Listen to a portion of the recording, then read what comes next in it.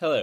If you're watching this video, it probably means that you're interested in migrating your web testing over to Playwright, which is a powerful web automation framework, and you'll probably be migrating from Selenium, which is longer and messier and quite unreliable unless you add a lot of WebDriver waits and element to be clickables inside your script, which basically adds some reliability that Playwright already has by default. Now, if you're wondering, there is a hybrid approach that allows you to combine both these automation frameworks together so that you could have Selenium code in part of your script and Playwright code in the same test talking to the exact same browser session. Now, this is made possible because Playwright has a connect over CDP method shown here in the Playwright docs that lets you attach Playwright to an existing browser instance using the Chrome DevTools protocol. And with this, you can now spin up your web browser with Selenium, run Selenium code, attach Playwright to it with Connect over CDP, and then switch between both frameworks so that you can get the best of both worlds and not have to migrate your entire Selenium script all over to Playwright at once, because you could have some of it be Selenium code and other parts of it be Playwright code, and this lets you take advantage of powerful abilities such as the Playwright Trace Viewer, which is a powerful debugging tool that saves snapshots at various points in your script so that you know exactly what happened each step along the way. And there's lots of great debugging output in the source console, etc., the network tab, lots of data that you can use for debugging. And this is one of the powerful features that Playwright adds on top of that. And note that this partnership between Playwright and Selenium isn't new. For instance, inside the Playwright docs, you'll see that they have a Selenium grid section here, and you can see that Playwright can connect to the Selenium Grid Hub, and that basically lets you multi-thread your tests through the Selenium grid. So this is basically showing that the partnership is real. Playwright uses Selenium for some things. If you're using Selenium, you can use Playwright for some things. So basically, all these frameworks can combine using Connect over CDP, and then anything is possible if you can do it with either framework. So if we go inside the code, we'll show an example of how that all works. So this will be using the SeleniumBase automation framework as a bridge between Selenium and Playwright. So you'll have all the imports from all the frameworks that you'll be using. So for instance, here is Selenium library imports. Here's the Playwright imports you have here. And then you have from SeleniumBase import base case. And then inside this test class, you set your test. You'll activate CDP mode. And then you have some extra code here.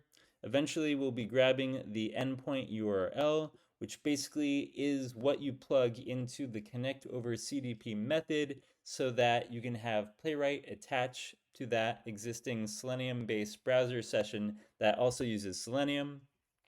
And then from there, you can call Selenium code easily. For instance, here you can see that this section is using Selenium.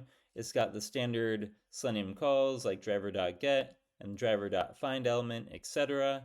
And then you switch over to Playwright at any time because you've already defined that. And then you can do page.click, or you can use the expect library for assertions. So you can hear you're expecting that the page locator, that span.title to have the text your cart.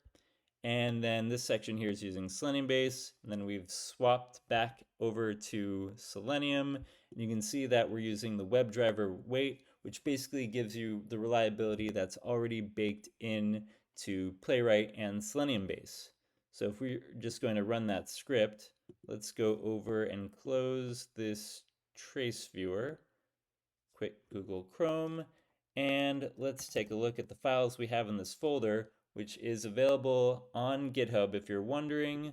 This can be found at the SeleniumBase repo, examples, migration, raw Selenium into Playwright. We have a whole strategy, a migration guide, essentially showing you various ways of making the process smoother and easier when you're migrating from raw Selenium to Playwright. And one of these approaches that we're talking about now is the hybrid approach that lets you combine both the frameworks. So for instance, first let's show you an example using regular Playwright to get that tracing. So if we do Python, actually I already have that saved. Here we go. Python raw case pw of tracing.py.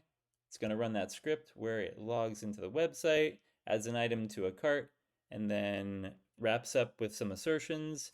And then this generates the tracing script here. So in order to open that with the trace viewer, we would do playwright show trace, and then open it from the latest logs folder where it was saved. And by running that, you've gotten to the playwright trace viewer where you have all the debugging info that you saw here.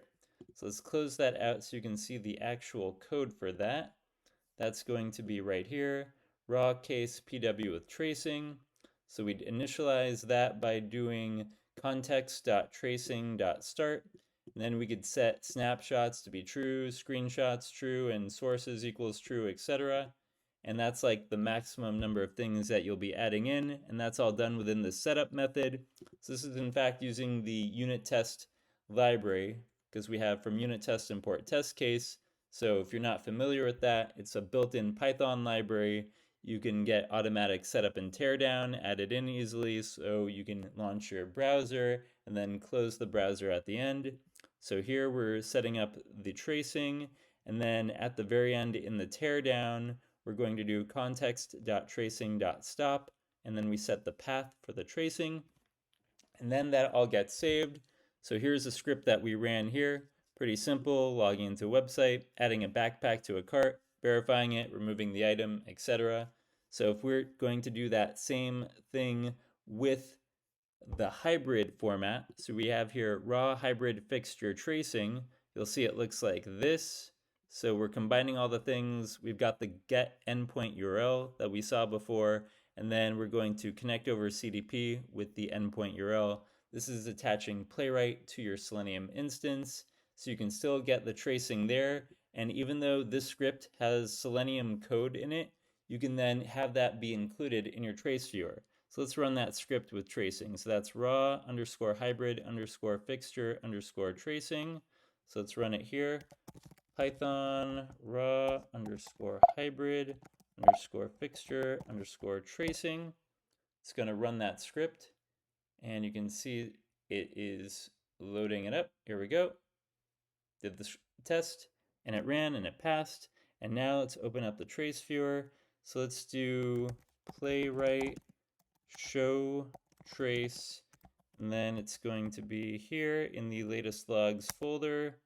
And we're opening up the trace viewer, but one thing you'll note is that the number of snapshots taken along the way is fewer than before because it's only getting a snapshot for the playwright actions.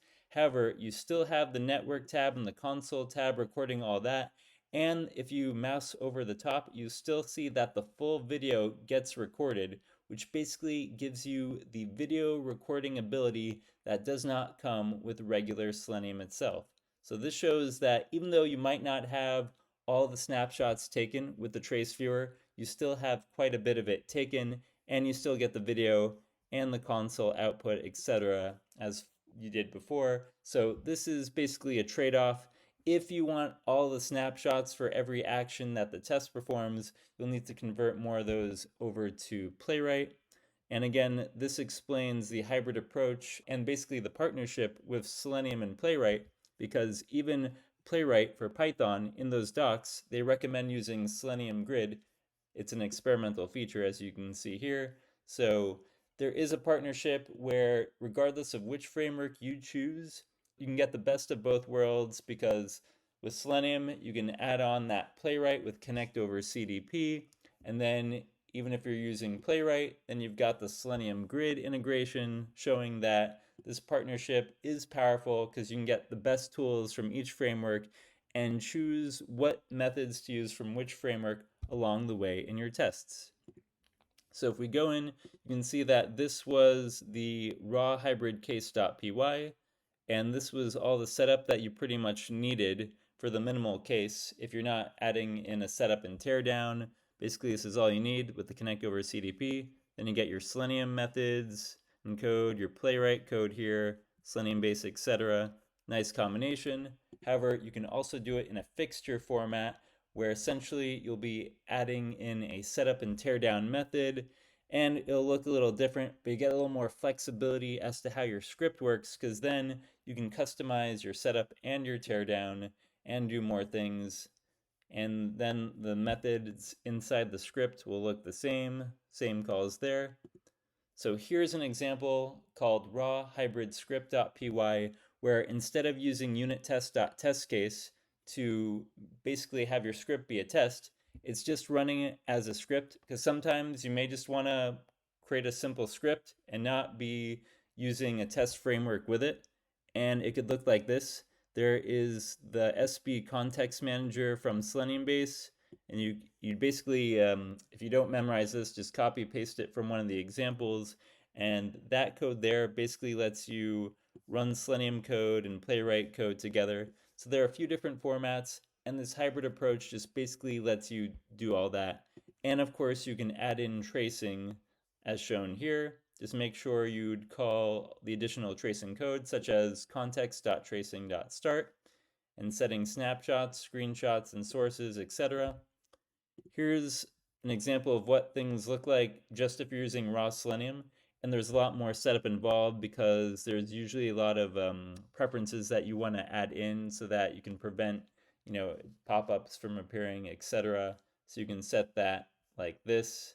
And usually with Playwright, there's fewer things that you have to set, because it basically does a lot of it automatically for you.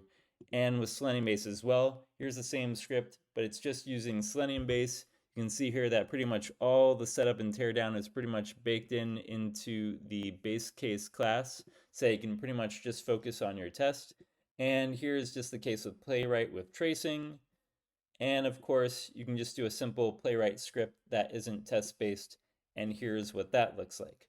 So all these examples can be found from the SeleniumBase GitHub page. If you go to SeleniumBase examples migration raw Selenium to Playwright, you'll see a folder here.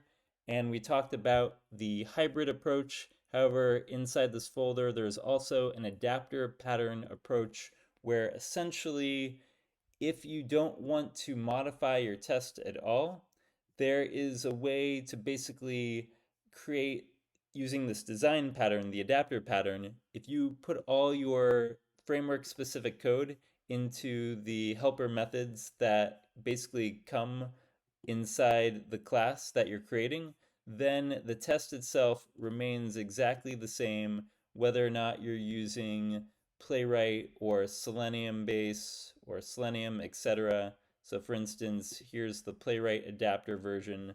This part, as we saw before, looks exactly the same as the code we saw here.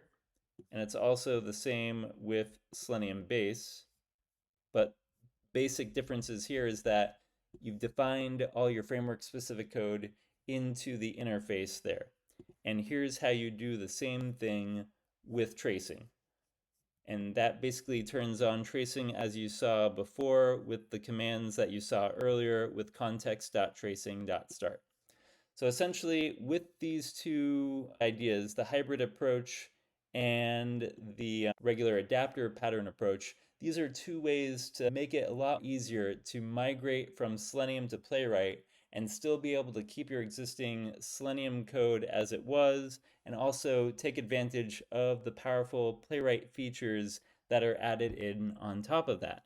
And then, of course, you've got the nice partnership where Playwright can use Selenium code can use Playwright code, people are mixing and matching, and it's all a nice combination there. All right, well, that concludes this tutorial. I will see you all next time. Happy automating!